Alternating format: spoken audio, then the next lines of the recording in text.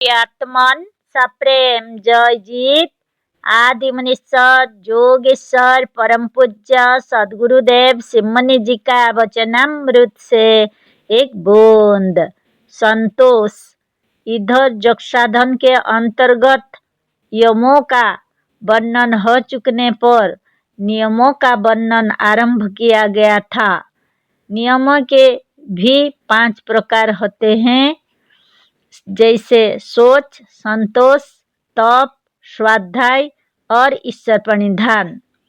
सोच का वर्णन करते हुए षटकर्मों का भी वर्णन करना पड़ा, क्योंकि षटकर्म सोच के ही अंतर्गत हैं। षटकर्मों द्वारा सोच रूपी नियम का पूर्ण रूप से पालन करने पर योगी का शरीर शुद्ध हो जाता है और शरीर के शुद्ध होने से गीताध्यायों में वर्णन की हुई सिद्धियों के सिवा निम्नलिखित गुण भी योगी में आ जाते हैं। यह योग दर्शन शास्त्र में लिखा हुआ है। सत्य शुद्धि सौमनस्य एकाग्र इंद्रिय जयत्वात्मदर्शन यज्ञतानि च पाद 241। शरीर की पवित्रता से सत्व अर्थात अंतकरण जो शरीर से अलग नहीं रहता खूब शुद्ध और पवित्र हो जाता है। मन एकाग्र रहता है, इंद्रियां साधक के वश में हो जाते हैं और सबसे बढ़कर लाभ यह होता है कि योगी अपने सच्चे स्वरूप या आत्मा का दर्शन करने योग्य हो जाता है। योग में आत्मदर्शन ही मुख्य है। यही कारण है कि हमने यहाँ सोच का वर्णन बड़े विस्तार के साथ किया है। जैसा कि ऊपर कहा है, सोच के अनंतर संतोष की गणना है। अतः इस अध्याय में संतोष का ही वर्णन किया जाएगा। योग के नियमांतर्गत जो संतोष है उसकी व्याख्या करने में बहुत से लोग बहुत बड़ी गलती करते हैं। संतोष का यह अर्थ कभी नहीं है कि आप अपने मन में उन्नति करने की इच्छा ना रखें। जिस दशा में हैं उसी दशा में पड़े रहना और आगे बढ़ने का यत्न ना करना योग का सिद्धांत नहीं है। चोरी से नहीं, असत्य से नहीं और किसी को दुख देकर नहीं, किंतु योगांगों का पालन करते हुए परिश्रम से और काम करके योगी को धन कमाने की भी इच्छा करनी चाहिए। अपने बल, विद्या, रूप, स्वास्थ्य और धन को उत्तरोत्तर बढ़ाने की इच्छा योगी को भी नित्य करनी चाहिए। बल, ज्ञान, विद्या और धन आदि के बढ़ाने की इच्छा ना करना कभी संतोष नहीं कहला सकता। भारतवर्ष में संतोष के इस विपरीत अर्थ ने बहुत बड़ा अनर्थ कर डाला है। संतोष का यह अर्थ लगाकर ही भारत आलसी, अकर्मण्य, निर्बल, रोगी, गुलाम और निर्धन हो गया। जो मनुष्य उचित उपायों द्वारा भी परिश्रम करके धन कमाने की इच्छा नहीं रखता, उसका निर्धन और दरिद्र होना अवश्यंभावी है। बिना इच्छा के यत्न नहीं होता और बिना यत्न किए धन, धान्य, बल, पराक्रम, विद्या और ज्ञान नहीं हो सकता, जो प्रत्येक जाति, प्रत्येक देश और प्रत्येक व्यक्ति के लिए आवश्यक है। अतः हाथ पर हाथ रखकर किसी गुम्फा में बैठा रहना और धनादि की इच्छा हृदय में ना आने देना कभी संतोष नहीं है। संतोष का यह अर्थ ही नहीं है। सम उपसर्ग पूर्वक तुष्प्रीतो धातु से संतोष शब्द बना है।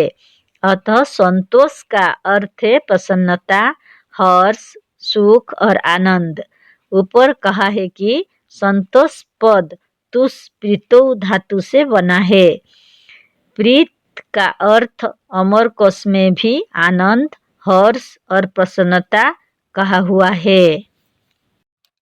मुत्प्रीतिः प्रमोदो हर्षः प्रमोदामदो सम्मदः स्वानन्दः धुरानन्दः सर्मसातो सुखानि च।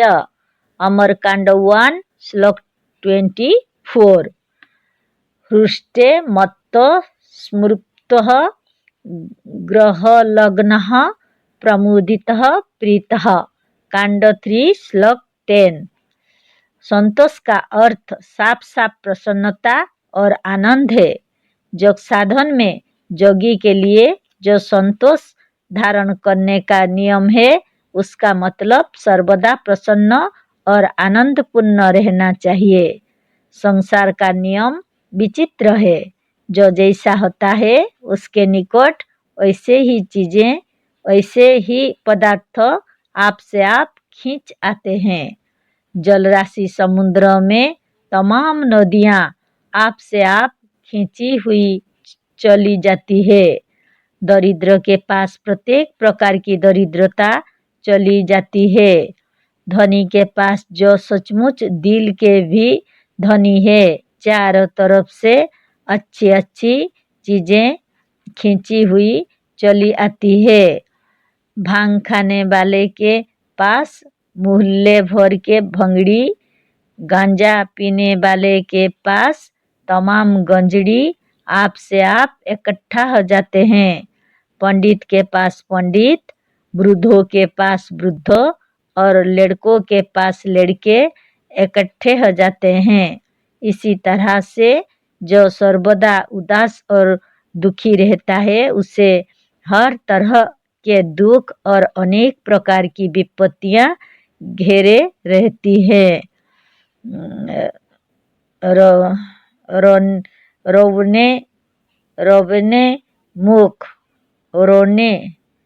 रोवने मुख वाला सर्वदा रोता ही रहता है, उसको विपत्तियां कभी छोड़ नहीं सकती। पर इसके विपरीत जो सर्वदा प्रसन्न रहता है उसके निकट संसार के हर तरह के सुख, संपदा, समृद्ध और आनंद खींचे हुए चले जाते हैं। प्रसन्न और हंसते हुए मनुष्य का फेफड़ा, हृदय और शरीर का सारा यंत्र खूब उत्साह के साथ ठीक ठीक काम करता है। इससे शरीर का सारा खून शुद्ध हो जाता है और तमाम रोग दूर हो जाते हैं। प्रसन्न चित्त मनुष्य की इंद्रियां भी प्रफुल्लित और प्रसन्न रहती हैं। सर्वदा प्रसन्न रहने वाले की आंखें 100 वर्षों के बाद भी खराब नहीं होती। सर्वदा प्रसन्न रहने से खूब भूख लगती और अजीर्ण तथा बद्धकोष्ठता मिट जाती है।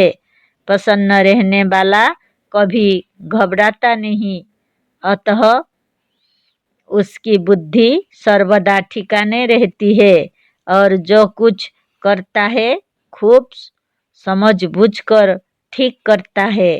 तात्पर्य यह है कि प्रसन्न रहने वाले के पास संसार के सारे सुख टूट पड़ते हैं। प्रसन्न रहने वाला संसार में सबसे अधिक सुखी, सबसे अधिक निरोग और स्वस्थ तथा सबसे अधिक ज्ञानवान होता है।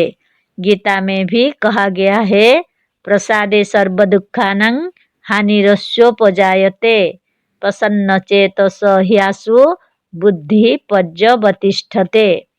अतः यदि आप उदास और दुखी रहते हैं तो आज से प्रसन्न रहने का यत्न कीजिए। प्रसन्नता, आनंद और उत्साह को कभी ना भूलिए। बार बार प्रसन्न रहने का यत्न कीजिए।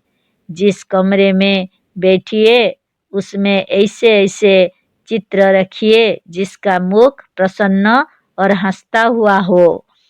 उन्हीं लोगों का साथ कीजिए जो स्वयं हंसे और आपको भी हंसाने का यत्न करें। बार बार उदासी को दूर कर के प्रसन्न रहने का यत्न करना संतोष की धारणा है। संतोष धारणा के अनंतर जब मनुष्य सर्वदा प्रसन्न रहने लगे और प्रसन्न रहने का अभ्यास हो जाए तो इसे संतोष का ध्यान कहेंगे। इस अवस्था के बाद जोगी जिस अवस्था में आनंद के समुद्र में निमग्न हो जाए उसे संतोष समाधि कहेंगे। कहा है कि इस साधन से भी जोगी को एक प्रकार की सिद्धि मिलती है। इस सिद्धि का वर्णन भी योग दर्शन शास्त्र में वर्तमान है। कहा है संतोषात अनुत्तम सुख लाभ। संतोष से अनुत्तम सुख जिसकी बराबरी संसार का कोई सुख नहीं कर सकता प्राप्त होता है। जय जीव।